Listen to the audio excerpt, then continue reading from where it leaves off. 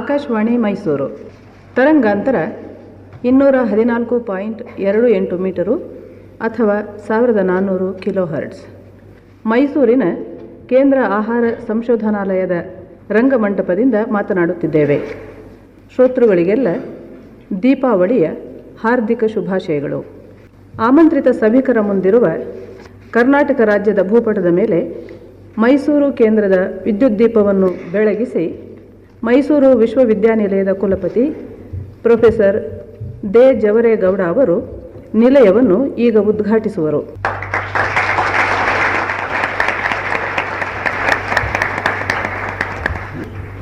ಉದ್ಘಾಟನಾ ಸಮಾರಂಭದ ಕಾರ್ಯಕ್ರಮಗಳಲ್ಲಿ ಮೊದಲು ಪ್ರಾರ್ಥನಾ ಗೀತೆ ಎಂ.ವಿ. ಸೀತಾರಾಮಯ್ಯ ವಿರಚಿತ. ಓ ಭಾರತಿ ಬ್ರಹ್ಮನ ಮಾರಾಣಿ, ಓ ಭಾರತಿ ಬ್ರಹ್ಮನ ಮಾರಾಣಿ, ಬಹುಭಾಷಾತ್ಮಕ ವೀಣಾಪಾಣಿ, ಭಾಮಯೂರ ಮನೋಹರ ವಾಹನೆ, ಓ ಭಾರತಿ ಬ್ರಹ್ಮನ ಮಾರಾಣಿ, ಬಹುಭಾಷಾತ್ಮಕ ವೀಣಾಪಾಣಿ, ಭಾವಮಯೂರ ಮನೋಹರ ವಾಹನೆ, ಓ ಭಾರತಿ ಸಾರಸ್ವತ ಸರಸಿಜ ದಿವ್ಯಾಸನೆ, ಸುಜ್ಞಾನಾಮೃತ ಸುವರ್ಷಕಾರಿಣಿ, ಸಾರಸ್ವತ ಸರಸಿಜ ದಿವ್ಯಾಸನೆ, ಸುಜ್ಞಾನಾಮೃತ ಸುವರ್ಷಕಾರಿಣಿ, ನವರಸಾರ್ದ್ರ ಹೃನ್ಮಾನಸ ಚಾರಿಣಿ, ಕವಿಜನ ಚಿತ್ತ ಚಕೋರ ಚಂದ್ರಿಕೆ,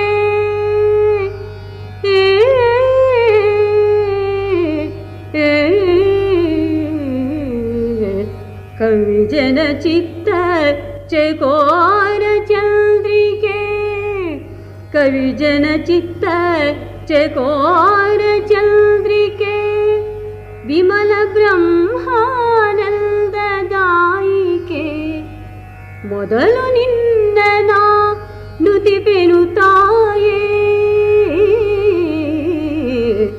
ಮೊದಲು ನಿನ್ನ ನಾ ನುತಿಪೆನು ತಾಯೇ, ಓ ಭಾರತಿ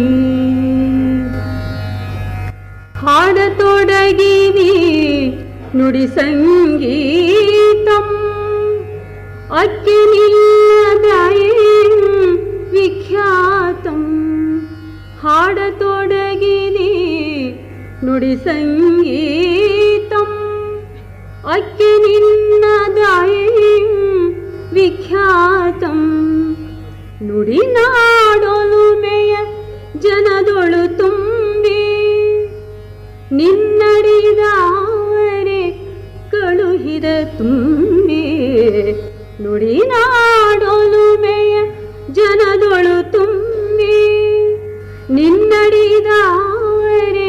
ಕಳುಹಿದ ತುಂಬಿ, ಓ ಭಾರತಿ ಬ್ರಹ್ಮನ ಮಾರಾಣಿ, ಓ ಭಾರತಿ,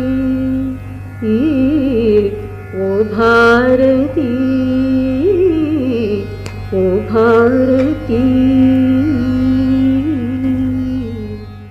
ಆಕಾಶವಾಣಿ ಬೆಂಗಳೂರು ಕೇಂದ್ರದ ನಿರ್ದೇಶಕರಾದ ಶ್ರೀ ಎಸ್ ಕೃಷ್ಣಮೂರ್ತಿ ಅವರಿಂದ ಸ್ವಾಗತ.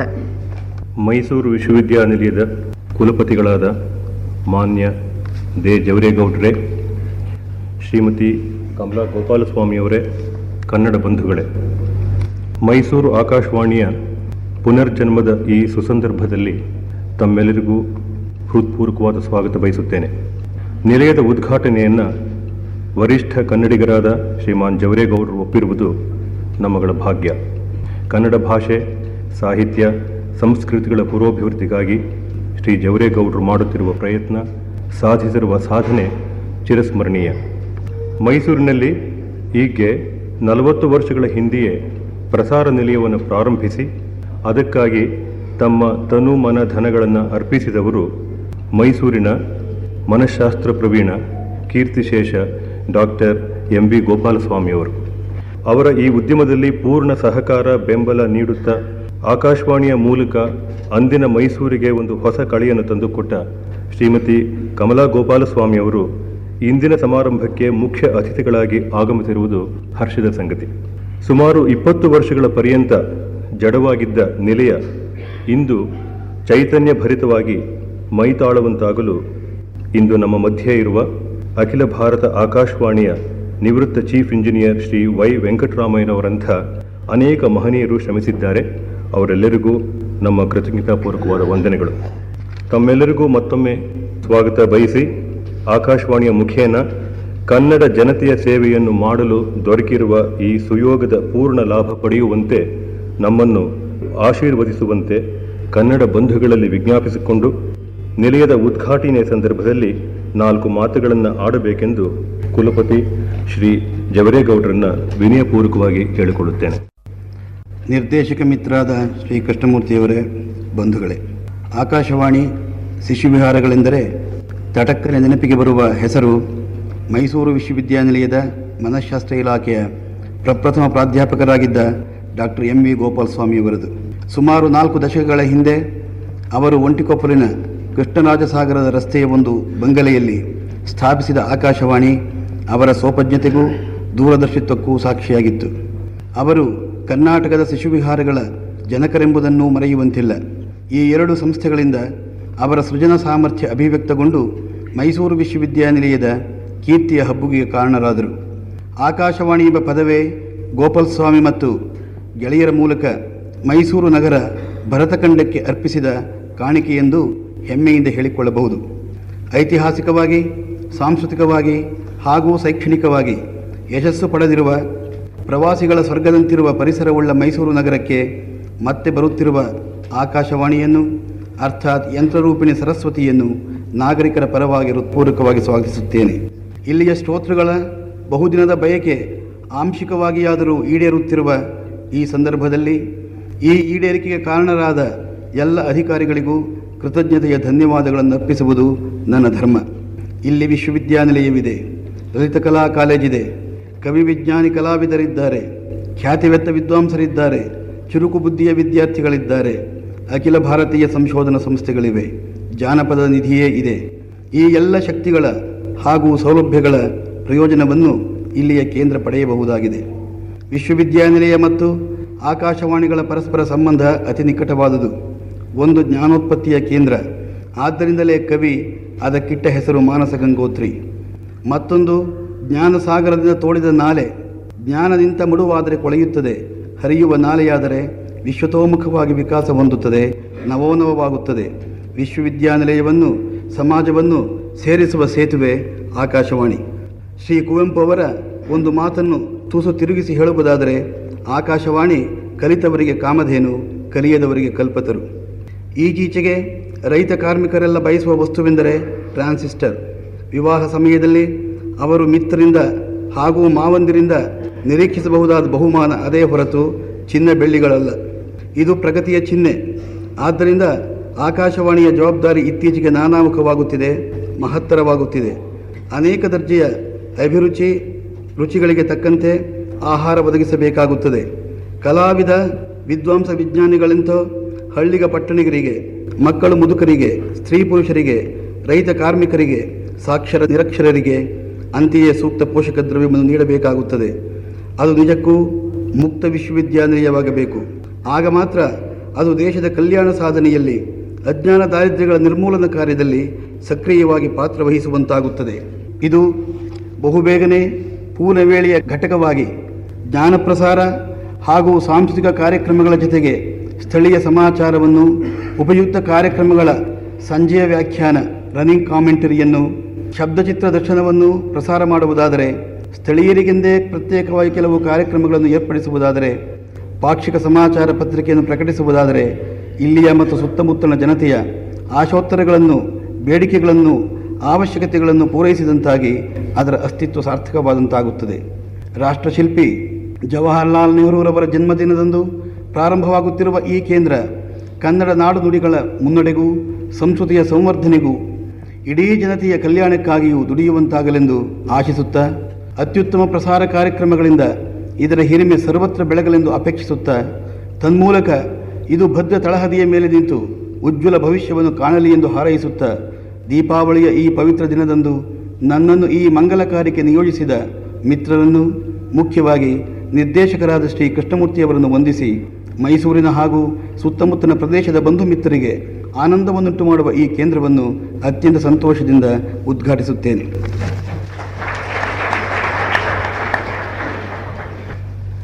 ಡಾಕ್ಟರ್ ಬಿ ದೇವೇಂದ್ರಪ್ಪನವರಿಂದ ಮೈಸೂರು ರಚನಾಕಾರರ ಗಾಯನ.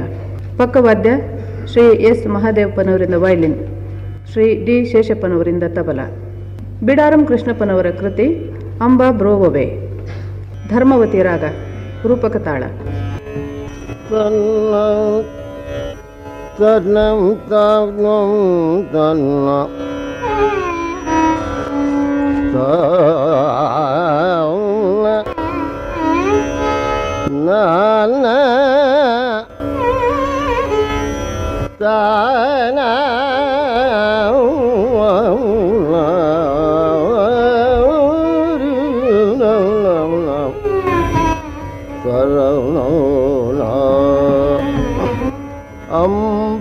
Ambabrovave,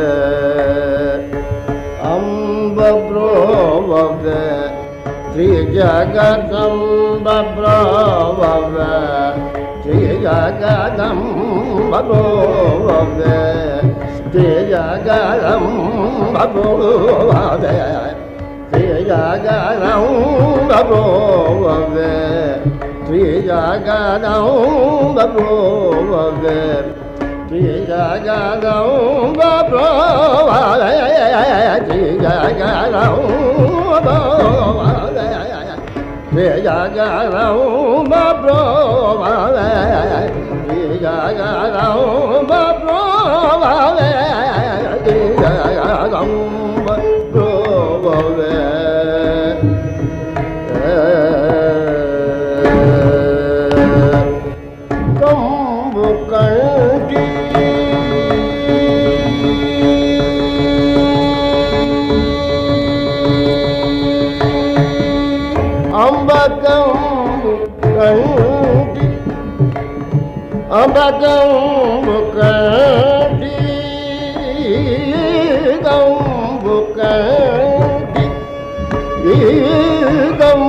Gambukandi Srikalikambujaji Sodari Jagadambabrovave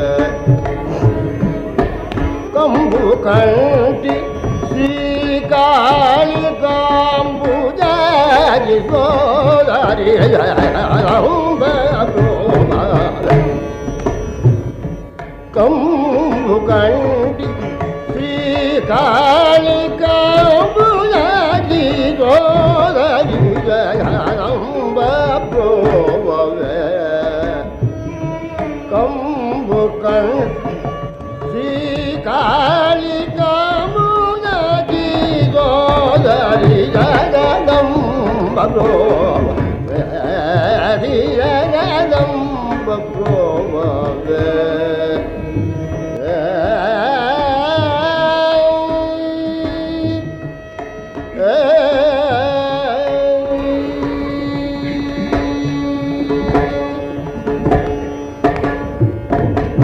Mahishasuramazamardini Madanavayakogini Mahishasuramazamardini Madanavayakogini Mahishasuramazamardini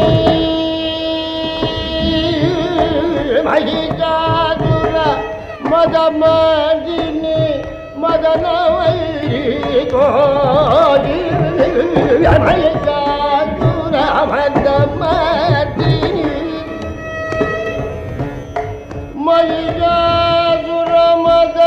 Nandini ಮೊದಲು ಮೋಜಿಡಿ ಮೈಗಾದುರ ಮರಮೈರಿ ಮರಮೈರಿ ಅಂಬ ಮೈಗಾದುರ ಮರಮೈರಿ ಮರಮೈರಿ ಕೋಜಿ ಮಗ ಭೈರವಿ ಅಂಬಾ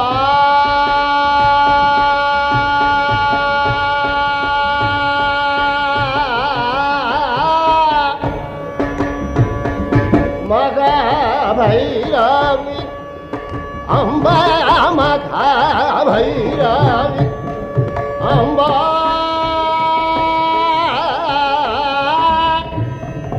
ಮಗ ಭೈರವಿ ಮಗ ಭೈರವಿ ಗೌರಿ ಶ್ರೀಕೃಷ್ಣ ಸೋದರಿ ಅಂಬ ಪ್ರೋಭ ಮಗ ಭೈರವಿ ಗೌರಿ ಶ್ರೀಕೃಷ್ಣ ಸೋದರಿ ಅಂಬ ಪ್ರೋಭ ಶ್ರೀ ಜಗದಂಬ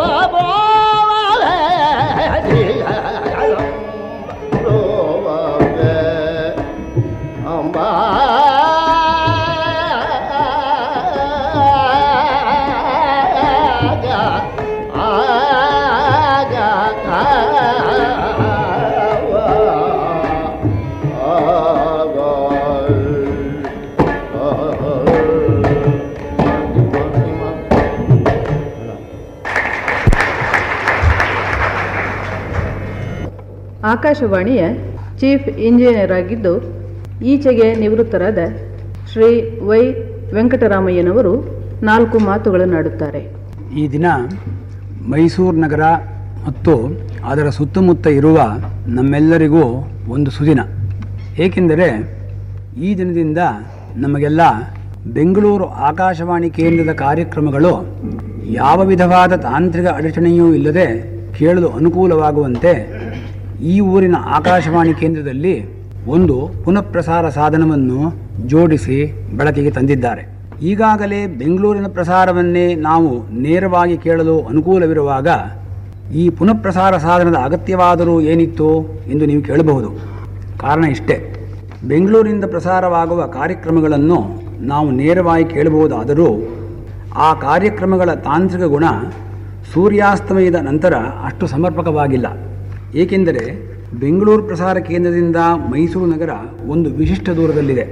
ಈ ಫಾಸಲೆಯಲ್ಲಿ ಬೆಂಗಳೂರು ಪ್ರಸಾರ ಕೇಂದ್ರದಿಂದ ಹೊರಬೀಳುವ ತರಂಗಗಳಲ್ಲಿ ಭೂಮಿಯ ಮೇಲೆಯೇ ಹರಿದು ಬರುವ ತರಂಗಗಳ ಶಕ್ತಿಯು ಮತ್ತು ಆಕಾಶದಿಂದ ಪ್ರತಿಬಿಂಬಿಸಿ ಬರುವ ತರಂಗಗಳ ಶಕ್ತಿಯು ಸರಿಸಮನಾಗಿದ್ದು ಪ್ರಸಾರವಾದ ಕಾರ್ಯಕ್ರಮಗಳ ತಾಂತ್ರಿಕ ಗುಣದಲ್ಲಿ ಏರುಪೇರುಂಟಾಗಿ ಕೇಳುವವರೆಗೆ ಬಹಳ ಬೇಜಾರಾಗುತ್ತದೆ. ಈ ಅವಗುಣವು ಸಂಗೀತ ಕಾರ್ಯಕ್ರಮಗಳಲ್ಲಂತೂ ತುಂಬ ಅತೃಪ್ತಿಯನ್ನುಂಟು ಮಾಡುತ್ತದೆ. ಎರಡನೆಯದಾಗಿ ವಿದ್ಯುತ್ ಶಕ್ತಿ ಉಪಕರಣಗಳನ್ನು ಮನೆಗಳಲ್ಲಿ ಉಪಯೋಗಿಸುವ ವಾಡಿಕೆಯು ಹೆಚ್ಚಾದಂತೆಲ್ಲ ಅವುಗಳಿಂದ ರೇಡಿಯೋ ಪ್ರಸಾರಗಳಿಗೆ ಉಂಟಾಗುವ ಅಡಚಣೆಗಳು ಹೆಚ್ಚಾಗುತ್ತವೆ. ಇದರಿಂದ ಸರ್ವೇ ಸಾಮಾನ್ಯವಾದ ರೇಡಿಯೋ ಯಂತ್ರವನ್ನು ಹೊಂದಿರುವ ಶ್ರೋತೃವಿಗೆ ಬೆಂಗಳೂರು ಪ್ರಸಾರ ಕೇಂದ್ರದಿಂದ ಬರುವ ಕಾರ್ಯಕ್ರಮಗಳ ಜೊತೆಗೆ ಅನಪೇಕ್ಷಿತವಾದ ಶಬ್ದಗಳು ಬಂದು ಕಾರ್ಯಕ್ರಮಗಳ ಗುಣವನ್ನು ಕೆಡಿಸುತ್ತವೆ.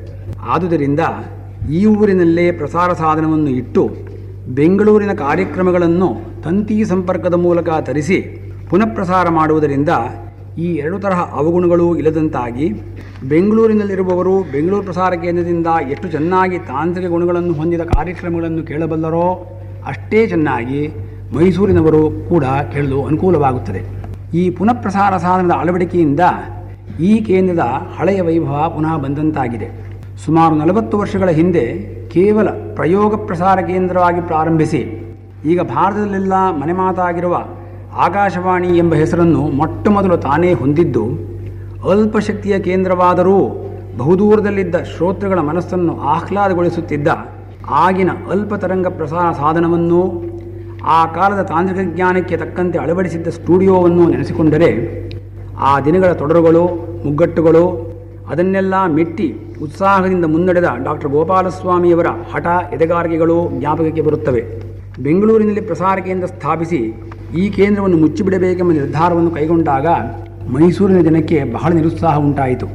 ಆದರೆ ಕರ್ನಾಟಕ ಸಂಗೀತಕ್ಕೆ, ನಮ್ಮ ಕರ್ನಾಟಕ ಸಂಸ್ಕೃತಿಗೆ ಮತ್ತು ಕಲೆಗೆ ತವರೂರಾಗಿರುವ ಈ ಊರನ್ನು ಎಷ್ಟು ದಿನ ತಾನೇ ಈ ಗ್ರಹಣ ಹಿಡಿಯಲಾದೀತು? ಇಂದು ಈ ಕೇಂದ್ರವು ನೂತನವಾದ ಅತ್ಯಾಧುನಿಕ ರೀತಿಯಲ್ಲಿ ಸಜ್ಜುಗೊಳಿಸಿದ ಸ್ಟುಡಿಯೋಗಳಿಂದಲೂ ತಾಂತ್ರಿಕ ಸಲಕರಣೆಗಳಿಂದಲೂ ಕೂಡಿ ಒಂದು ಮಧ್ಯಮ ತರಂಗದ ಅಲ್ಪಶಕ್ತಿಯ ಪ್ರಸಾರ ಸಾಧನವನ್ನು ಹೊಂದಿದೆ. ಇಲ್ಲಿ ಅಳವಡಿಸಿರುವ ಉಪಕರಣಗಳು ಕಲಾವಿದರುಗಳಿಗೆ ಆಧುನಿಕ ಪ್ರಸಾರ ಕೇಂದ್ರದಲ್ಲಿ ದೊರಕುವ ಎಲ್ಲ ವಿಧವಾದ ಅನುಕೂಲಗಳನ್ನು ಕೊಡಲಿವೆ. ಈ ಪುನಃ ಪ್ರಸಾರ ಸಾಧನೆ ಇಲ್ಲಿಗೆ ಬಂದಿರುವುದು ನನಗೆ ಆತ್ಮೀಯವಾದ ಸಂತೋಷವನ್ನು ತಂದಿದೆ. ಏಕೆಂದರೆ ಈ ವಿಚಾರದಲ್ಲಿ ನಾನೂ ಕೂಡ ಈಗ 2 ವರ್ಷಗಳಿಂದ ಕೊಂಚ ಶ್ರಮಪಟ್ಟಿದ್ದೆ. ಈ ಕೇಂದ್ರವು ಅತಿ ಶೀಘ್ರದಲ್ಲೇ ತನ್ನ ಕಾರ್ಯವ್ಯಾಪ್ತಿಯನ್ನು, ಪ್ರಸಾರ ವ್ಯಾಪ್ತಿಯನ್ನು ವಿಸ್ತರಿಸಿಕೊಳ್ಳಲಿದೆ ಎಂದು ಹಾರೈಸುತ್ತಾ ಈ ನನ್ನ ಕೆಲವು ಮಾತುಗಳನ್ನು ಮುಗಿಸುತ್ತೇನೆ.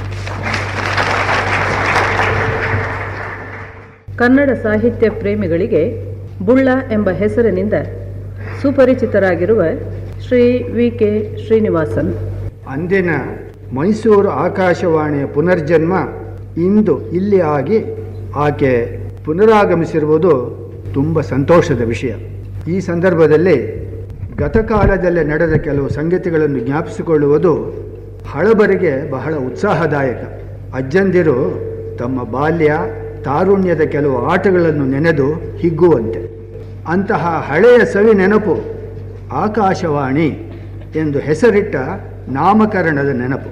ಸುಮಾರು 40-45 ವರ್ಷಗಳ ಹಿಂದಿನ ನೆನಪು. ಅಂದು ಡಾಕ್ಟರ್ ಎಂ.ವಿ. ಗೋಪಾಲಸ್ವಾಮಿಯವರು ಮಹಾರಾಜ ಕಾಲೇಜಿನಲ್ಲಿ ಮನಃಶಾಸ್ತ್ರ ಪಂಡಿತರು.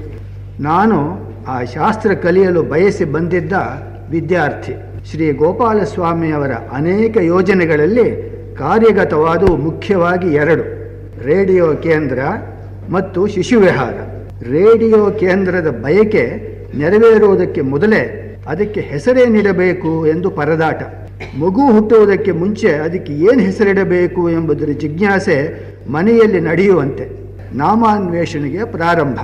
ಇದಕ್ಕಾಗಿ ಗೋಪಾಲಸ್ವಾಮಿಯವರು ಮನಃಶಾಸ್ತ್ರದ ಪ್ರಾಧ್ಯಾಪಕರು, ಶಿಷ್ಯರು, ಇನ್ನೂ ಕೆಲವರೆಲ್ಲರೂ ಸೇರಿ ಪಾಠ ಪ್ರವಚನಗಳ ಕಡೆ ಗಮನ ಕೊಡದೆ ರೇಡಿಯೋ ಕೇಂದ್ರಕ್ಕೆ ಇಡಬೇಕಾದ ಹೆಸರನ್ನು ಹುಡುಕುವ ಕೆಲಸದಲ್ಲಿ ಮಗ್ನರಾದೆವು. ಆ ಸಂದರ್ಭದಲ್ಲಿ ನಡೆದ ಪ್ರಸಂಗ ಈಗ ಸಿಹಿ ನೆನಪಾಗಿ ಕಂಡರೂ ಆಗ ಸ್ವಲ್ಪ ಕಹಿಯಾಗಿಯೇ ನಡೆಯಿತು. ಒಬ್ಬೊಬ್ಬರಿಗೆ ತೋಚಿದ್ದು ಒಂದೊಂದು ಹೆಸರು, ಹೇಳಲು ಸ್ವಲ್ಪ ಸಂಕೋಚ. ಒಬ್ಬರು ಸೂಚಿಸಿದ್ದು ಇನ್ನೊಬ್ಬರಿಗೆ ಸರಿ ತೋರದು. ಸಂಸ್ಕೃತಕ್ಕಿಂತ ಕನ್ನಡದ ಹೆಸರು ಬೇಕು, ಇಂಗ್ಲಿಷ್ ಹೆಸರೇ ಸರಿ, ನಿಘಂಟು ನೋಡಿ ಹೆಸರು ಸಿಕ್ಕೀತು, ಅಮರಕೋಶ ತಿರುವಿ ಹಾಕಿ ಹೆಸರು ಹುಡುಕಿ ಸಂಸ್ಕೃತ ಅಥವಾ ಕನ್ನಡ ಪಂಡಿತರನ್ನು ಕೇಳೋಣ, ಇತ್ಯಾದಿ ಇತ್ಯಾದಿ ಸಲಹೆಗಳು ಬಂದವು. ಈ ಸೂಚನೆ ಮತ್ತು ಸಲಹೆಗಳಲ್ಲಿ ನಮಗೆ ಸಿಕ್ಕಿದ ಕೆಲವು ಹೆಸರುಗಳು ಇವು: ಮೈಸೂರು ರೇಡಿಯೋ ಸೆಂಟರ್, ದೈವವಾಣಿ, ಧ್ವನ್ಯಾಕರ್ಷಕ ವಾಹಿನಿ ಕೇಂದ್ರ, ದೇವದುಂದುಭಿ, ತರಂಗರಂಗ ಕೇಂದ್ರ, ಮಿಂಚಲೆ ನಿಲಯ, ಮಿಂಚಲೆ ವಾರ್ತಾ ಕೇಂದ್ರ, ಯಕ್ಷಗನ್ನಡ ಬಾನುಲಿ, ವಿದ್ಯುದ್ವಾಣಿ, ಅಶರೀರವಾಣಿ, ಕಟ್ಟ ಕೊನೆಗೆ ಆಕಾಶವಾಣಿ. ಈ ಕಟ್ಟಕಡೆಯ ನಿಶ್ಚಯಕ್ಕೆ ಬರಲು ಕೆಲವು ದಿನಗಳ ಚರ್ಚೆ, ಜಿಜ್ಞಾಸೆ, ವಾದ ಪ್ರತಿವಾದ, ಕೋಪ ತಾಪ ಮತ್ತು ವಾಗ್ಯುದ್ಧವೇ ನಡೆಯಬೇಕಾಯಿತು. ಆ ಪ್ರಸಂಗ ಮುಗಿದು ಆಕಾಶವಾಣಿ ನಾಮಧೇಯ ಸರ್ವಸಮ್ಮತವಾಗಿ ಇಡೀ ಭಾರತದ ಕೇಂದ್ರಗಳಿಗೆ ಮೇಲ್ಪಂಕ್ತಿಯಾಗಿ ನಾಮಕರಣದ ಕಹಿ ಪ್ರಸಂಗ ಸಿಹಿ ನೆನಪಾಗಿರುವುದು ತುಂಬ ಅಭಿಮಾನದ ವಿಷಯ. ಮೈಸೂರು ಆಕಾಶವಾಣಿ ಪ್ರಾರಂಭವಾದಾಗ ಅದರ ಕಾರ್ಯಕ್ರಮ ನಡೆಸಿಕೊಂಡು ಬರಲು ಬಹಳ ಸಾಹಸ ಪಡಬೇಕಾಯಿತು. ಸಂಗೀತ, ನಾಟಕ, ವಾದ್ಯಗೋಷ್ಠಿ, ಉಪನ್ಯಾಸ ಮೊದಲಾದ ಕಾರ್ಯಕ್ರಮಕ್ಕೆ ಯೋಗ್ಯರಾದ ಕಲಾವಿದರನ್ನು ಹುಡುಕಬೇಕಾಯಿತು. ಅತ್ತು ಕರೆದು ಔತಣಕ್ಕೆ ಬನ್ನಿ ಅಂತ ಕರೆಯಬೇಕಾಯಿತು. ಅಂದು ಇದೇ ಊರಿನಲ್ಲಿ ಸಿಕ್ಕಬಹುದಾದ ಕೆಲವರನ್ನು ಕೇಳಿಕೊಂಡು ಅಂಗಲಾಚೆ ಗೋಗರೆದು ಎಂದರೂ ಉತ್ಪ್ರೇಕ್ಷೆಯಾಗಲಾರದು. ಅವರಿಗೆ ಏನು ಹೇಳಬೇಕು, ಹೇಗೆ ಹೇಳಬೇಕು, ಏನು ಮಾಡಬೇಕು ಎಂದು ಕೆಲವು ದಿನಗಳ ಮುಂಚೆಯೇ ಉಪದೇಶಿಸಿ ಕಾರ್ಯಕ್ರಮದ ದಿವಸ ಅವರನ್ನು ಮೈಕ್ರೋಫೋನ್ ಮುಂದೆ, ಈ ಮೈಕ್ರೋಫೋನ್ ಅನ್ನೋಕ್ಕೆ ಒಂದು ದೊಡ್ಡ ಶಬ್ದ, ಇದಕ್ಕೆ ಧ್ವನ್ಯಾಕರ್ಷಕ ಚಕ್ರ ಅಥವಾ ಧ್ವನ್ಯಾಕರ್ಷಕ ಮುದ್ರೆ ಅಥವಾ ಧ್ವನ್ಯಾಕರ್ಷಕ ಯಂತ್ರ ಎಂದು ಒಬ್ಬ ಘನ ಸಂಸ್ಕೃತ ಪಂಡಿತರೊಬ್ಬರ ಸಲಹೆ, ಅವರ ಸಲಹೆ ಅಷ್ಟಕ್ಕೆ ಬಿಟ್ಟುಬಿಟ್ವಿ.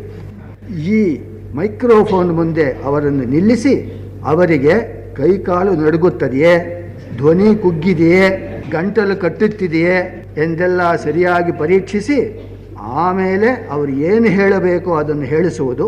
ಹೇಳಿ ಮುಗಿಸಿದ ಮೇಲೆ ಸ್ವಲ್ಪ ಪಾನೀಯ ಕೊಟ್ಟು ಬಹಳ ಬಾಯುಪಚಾರ ಮಾಡಿ ತಾಂಬೂಲ ವಿನಿಯೋಗವಾದ ಮೇಲೆ ಹೋಗಿ ಬರ್ತೀರಾ ಎಂದು ಬೀಳ್ಕೊಡುವುದು. ಹೀಗೆ ನಡೆಸಬೇಕಾಯಿತು ಬಲವಂತವಾಗಿ ಸ್ನಾನ, ಆಕಾಶವಾಣಿ ಕಾರ್ಯಕಲಾಪಗಳನ್ನು.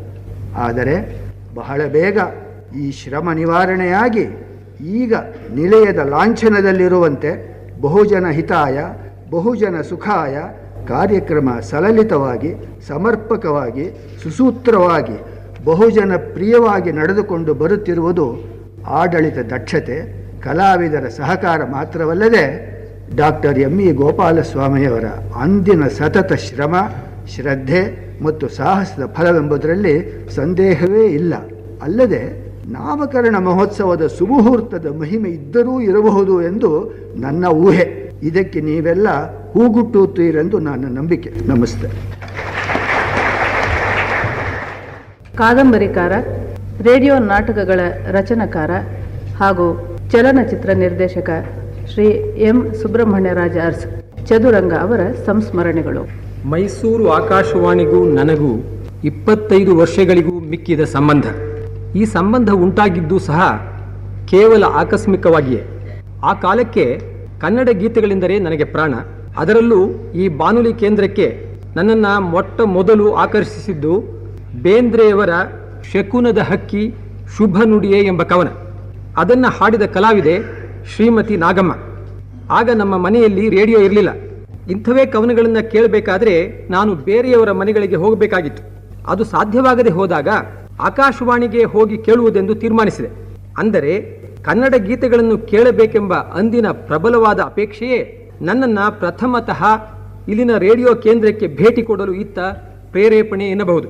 ಅದೃಷ್ಟವಶಾತ್ ನಾನು ರೇಡಿಯೋ ನಿಲಯಕ್ಕೆ ಭೇಟಿ ಕೊಟ್ಟಾಗ ನನ್ನ ಹಲವಾರು ಹಳೆಯ ಮಿತ್ರರು Shri S Krishnamurthy, H K Ranganath, M D Mariputtanna, Rajamma Kallolimath, S Puttayamma ಮೊದಲಾದವರು ಈ ಕೇಂದ್ರದ ನಾನಾ ಕಲಾ ಪ್ರಕಾರಗಳಲ್ಲಿ ಕಾರ್ಯನಿರತರಾಗಿದ್ದು ನನ್ನ ಮತ್ತು ರೇಡಿಯೋ ಕೇಂದ್ರದ ಸಂಪರ್ಕ ಮತ್ತಷ್ಟು ನಿಕಟಗೊಳ್ಳಲು ನೆರವಾದರು. ನನ್ನ ಮಿತ್ರರು ಸಾಹಿತಿಯಾದ ನನ್ನನ್ನು ಸುಮ್ಮನೆ ಬಿಡಲಿಲ್ಲ. ಕಾಗದದ ಮೇಲೆ ಮೂಡಿಸುತ್ತಿದ್ದ ಭಾವನೆಗಳನ್ನು ರೇಡಿಯೋ ಮೂಲಕ ಧ್ವನಿಗೊಳಿಸಬಾರದೇಕೆ ಎಂದು ಪ್ರಚೋದಿಸಿದರು. ಇದು ಪರಿಚಯವಿಲ್ಲದ ಮಾಧ್ಯಮ ಎಂದು ನಾನು ಹಿಂದೇಟು ಹೊಡೆದಾಗ ಏನಾದರೂ ಬರೆದು ಕೊಡಲೇಬೇಕೆಂದು ಒತ್ತಾಯ ಹಾಕಿದರು. ಸ್ನೇಹಪೂರ್ಣವಾದ ಅವರ ಒತ್ತಾಯಕ್ಕೆ ನಾನು ಮಣಿಯಲೇಬೇಕಾಯಿತು. ಈ ಹೊಸ ಪ್ರಸಾರ ಮಾಧ್ಯಮಕ್ಕೆ ನನ್ನ ಪ್ರವೇಶವಾದದ್ದು ಒಂದು ಸಣ್ಣ ಕಥೆಗಳ ಸಂಗ್ರಹದ ವಿಮರ್ಶೆಯೊಂದಿಗೆ ಎಂದು ನನ್ನ ನೆನಪು. ರೇಡಿಯೋ ಕಾರ್ಯಕ್ರಮದಲ್ಲಿ ಯಾವಾಗಲೂ ಸಮಯಕ್ಕೆ ಆದ್ಯತೆ. ಅದು ಇಂತಿಷ್ಟು ವೇಳೆಗೆ ಆರಂಭವಾಗಿ ಇಂತಿಷ್ಟು ವೇಳೆಗೆ ಮುಗಿಯಬೇಕೆಂಬುದು ನಿಯಮ. ನಿಖರವಾದ ಕಾಲಕ್ಕೆ ಹೀಗೆ ಬದ್ಧವಾದ ರೇಡಿಯೋ ಕಾರ್ಯಕ್ರಮಗಳ ಅರಿವು ನನಗಾದದ್ದು ನನ್ನ ಹಸ್ತಪ್ರತಿಯ ಮೇಲೆ ನಿರಾತಂಕವಾದ ಕತ್ತರಿ ಪ್ರಯೋಗವಾದಾಗ. ಅಂದಿನ ಕಾರ್ಯಕ್ರಮದ ನಿರ್ದೇಶಕರಾದ ಶ್ರೀ ಲಿಂಗಪ್ಪಾಜಿಯವರು ಇಂತಹ ಕತ್ತರಿ ಪ್ರಯೋಗದ ತಂತ್ರವನ್ನು ನನಗೆ ಪರಿಚಯ ಮಾಡಿಸಿಕೊಟ್ಟು ಈ ಮಾಧ್ಯಮದ ಮೊದಲ ಪಾಠವನ್ನು ಕಲಿಸಿಕೊಟ್ಟರು. ಸುಮಾರು 45 ನಿಮಿಷಗಳಷ್ಟು ದೀರ್ಘವಾದ ಲೇಖನವನ್ನು ನಿರ್ದಾಕ್ಷಿಣ್ಯವಾಗಿ ಅವರು 14 ನಿಮಿಷಗಳಿಗೆ ಇಳಿಸಿದರು. ಯಾಕೆಂದರೆ ಅದು ಕೇವಲ 15 ನಿಮಿಷಗಳಲ್ಲಿ ಮುಗಿಯಬೇಕಾಗಿದ್ದ ಕಾರ್ಯಕ್ರಮವಾಗಿತ್ತು. ಆದರೂ ನನ್ನ ಸ್ಕ್ರಿಪ್ಟನ್ನು ರಿಹರ್ಸ್ ಮಾಡುವಾಗ ರಭಸದಿಂದ ಓದಿ ಕೇವಲ 10 ನಿಮಿಷಕ್ಕೆ ಅದನ್ನು ಮುಗಿಸಿಬಿಟ್ಟೆ. ಶ್ರೀ ಲಿಂಗಪ್ಪಾಜಿಯವರು ಇನ್ನೂ 5 ನಿಮಿಷ ಉಳಿಯಿತಲ್ಲ, ಸ್ವಲ್ಪ ನಿಧಾನವಾಗಿ ಓದಿ ಎಂದಾಗ 17-18 ನಿಮಿಷಕ್ಕೆ ವಿಳಂಬಿಸಿಬಿಟ್ಟೆ. ಸಮಯಕ್ಕೆ ಸರಿಯಾಗಿ ಸ್ಕ್ರಿಪ್ಟನ್ನು ಓದಿ ಮುಗಿಸುವಂತೆ ಅಣಿ ಮಾಡುವುದರಲ್ಲಿ ಶ್ರೀ ಲಿಂಗಪ್ಪಾಜಿಯವರು ಸುಸ್ತು ಹೊಡೆದರು. ಇಷ್ಟೆಲ್ಲ ಆದರೂ ನಾನು ಅಂತಿಮವಾಗಿ ಪ್ರಸಾರ ಮಾಡಿದಾಗ ಆತುರಾತುರವಾಗಿ 12 ನಿಮಿಷಗಳಲ್ಲೇ ಓದಿ ಮುಗಿಸಿದೆ. ಕಾಲಕ್ರಮೇಣ ನನಗೆ ಈ ಮಾಧ್ಯಮದಲ್ಲಿ ಆಸಕ್ತಿ ಮೂಡಿ ಈ ಮಾಧ್ಯಮದ ವ್ಯಾಪ್ತಿಯ ದಿಗಂತಗಳನ್ನು ಅರ್ಥ ಮಾಡಿಕೊಳ್ಳತೊಡಗಿದೆ. ಸಾಹಿತ್ಯದ ಅನೇಕ ಪ್ರಕಾರಗಳನ್ನು ಈ ಮಾಧ್ಯಮಕ್ಕೆ ಅಳವಡಿಸಿ ಪ್ರಯೋಗಗಳನ್ನು ನಡೆಸಿದೆ. ಇಂತಹ ಪ್ರಯೋಗಗಳಲ್ಲಿ ಯಶಸ್ವಿಯಾದ ಒಂದು ಕಾರ್ಯಕ್ರಮವನ್ನು ಇಂದು ಇಲ್ಲಿ ಸ್ಮರಿಸಬೇಕಾಗಿದೆ. ಶವದ ಮನೆ ಎಂಬ ನನ್ನ ಒಂದು ಸಣ್ಣ ಕಥೆಯನ್ನು ರೇಡಿಯೋ ರೂಪಕವಾಗಿ ಪರಿವರ್ತಿಸಿ ಪ್ರಸಾರ ಮಾಡಿದಾಗ ಶ್ರಾವಕರಲ್ಲಿ ಅದು ಉಂಟು ಮಾಡಿದ ಪರಿಣಾಮ ಈ ಮಾಧ್ಯಮದ ಮಹತ್ವ ಹಾಗೂ ಪ್ರಭಾವವನ್ನು ನನಗೆ ಮನದಟ್ಟು ಮಾಡಿಕೊಟ್ಟಿತು. ಕೇವಲ ಧ್ವನಿಗಳ ಸಂಯೋಜನೆ, ಅದರ ಏರಿಳಿತಗಳು ಹಾಗೂ ಹಿನ್ನೆಲೆ ಸಂಗೀತ ಮತ್ತು ಶಬ್ದಗಳ ಜೋಡಣೆಯಿಂದ ಸನ್ನಿವೇಶಗಳನ್ನು ಪಾತ್ರಗಳನ್ನು ಪರಿಣಾಮಕಾರಿಯಾಗಿ ಪ್ರಸ್ತಾಪಿಸಿ ನಿರೂಪಿಸುವ ತಂತ್ರ ಕೇವಲ ರೇಡಿಯೋವಿಗೆ ಮಾತ್ರ ಸೀಮಿತವಾದದ್ದು. ಈ ಇತಿಮಿತಿಯಲ್ಲಿ ಶವದ ಮನೆ ರೇಡಿಯೋ ಮೂಲಕ ಪ್ರಸಾರಗೊಂಡಾಗ ಇದನ್ನು ಕೇಳಿ ಭಯಭ್ರಾಂತರಾದ ಶ್ರೋತೃಗಳು ಇಂತಹ ನಾಟಕಗಳನ್ನು ರಾತ್ರಿಯ ವೇಳೆ ಖಂಡಿತವಾಗಿ ಪ್ರಸಾರ ಮಾಡಕೂಡದೆಂದು ರೇಡಿಯೋ ನಿಲಯಕ್ಕೆ ಅನೇಕ ಪತ್ರಗಳನ್ನು ಬರೆದದ್ದುಂಟು. ಶ್ರೋತೃಗಳ ಮೇಲೆ ಕೇವಲ ಒಂದು ಸಣ್ಣ ರೂಪಕ ಸಾಧಿಸಿದಂಥ ಅದ್ಭುತ ಪರಿಣಾಮವನ್ನು ಕಂಡು ನಾನು ಬೆರಗಾದೆ.